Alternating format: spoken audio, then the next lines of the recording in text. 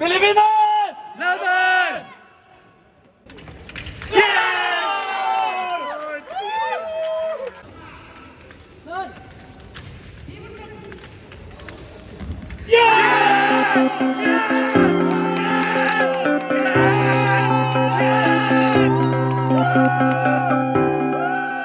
Right after the tournament, I became really emotional po talaga.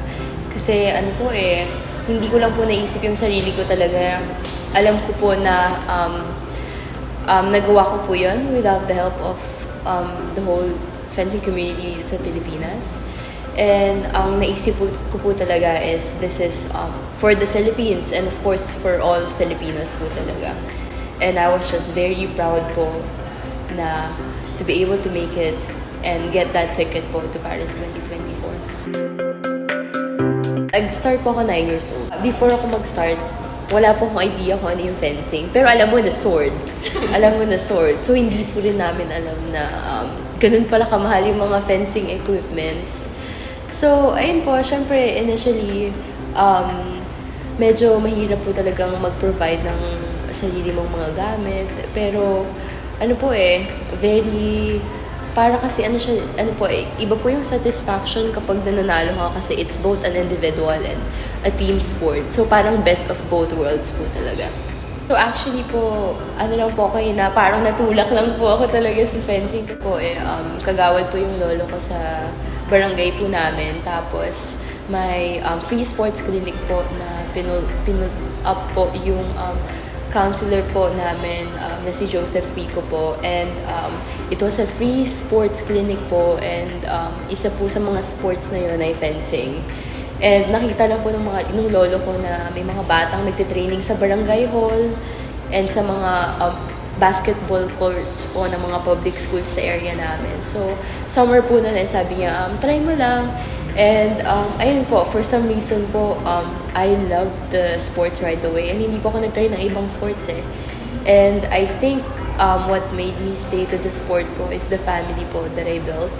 And syempre po, yung mga teammates po talaga na nakilala ko. Kasi initially po, gusto mo lang magkaroon ng kaibigan and you found it.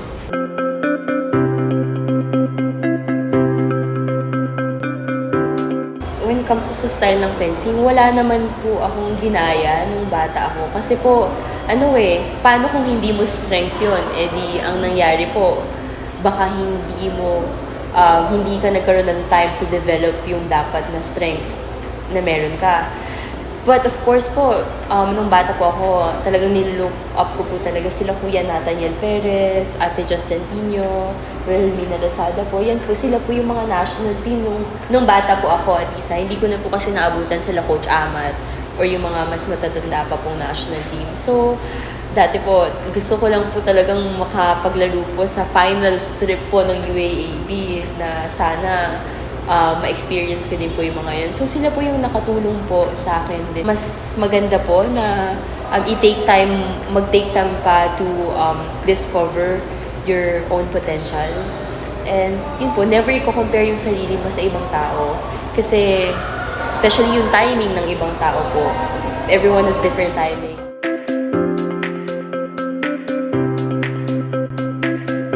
Starting po ng tournaments is from April 2023 to April 2024 po. Yan po ang qualifying season po for Paris 2024 po. And na-injured po ako first week ng May po.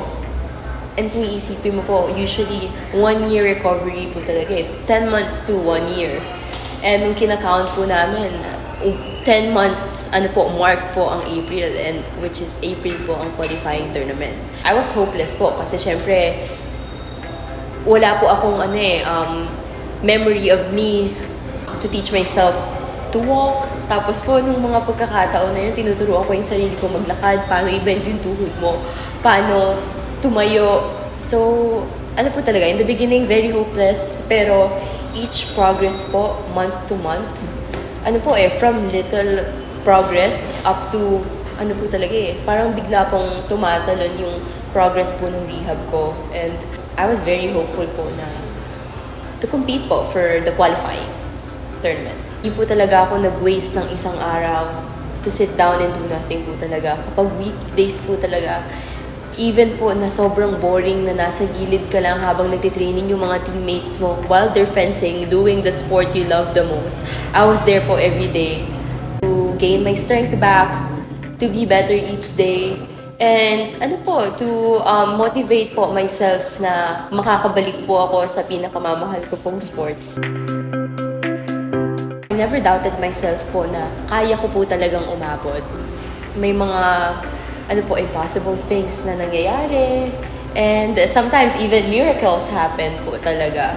And naniniwala po ako nung mga time na yun na I just have to believe po and trust po talaga what He has done for me. Things happen for a reason. It's very important po to take some time to recover and wag po talagang ma-burnt out kasi masasayang po yung pinaghirapan mo if pagdating ng tournament, wala na, super drain ka na. Mahirap po talaga, mag-adjust po. For example, sa time po, for example po, balik ko lang po galing US, so opposite po talaga ng time. So, minsan po talaga, it's important po na mag-prepare po kapag malapit na yung tournaments to eat healthy. Kasi po, hindi po may iwasan na minsan before tournament, talagang hindi po enough yung tulog mo or hindi po the same yung rest na nakukuha mo. So, importante na to hydrate all the time and eat healthy po. Kasi may mga ganong situation po talaga na hindi mo po talaga ma-avoid.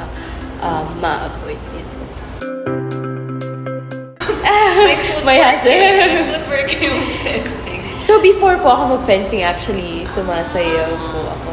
Pero nung nag-fencing po, tumigas na yung katawan. Sinasayaw mo before? Lang po, mga jazz lang po.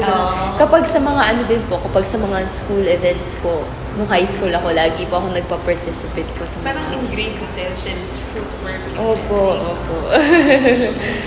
So, sa tingin mo kahit pa paano nakatulong sa roots mo from dancing sa fencing? Opo. Yes po. Tapos yung talaga, yung combination ng footwork and timing. Timing.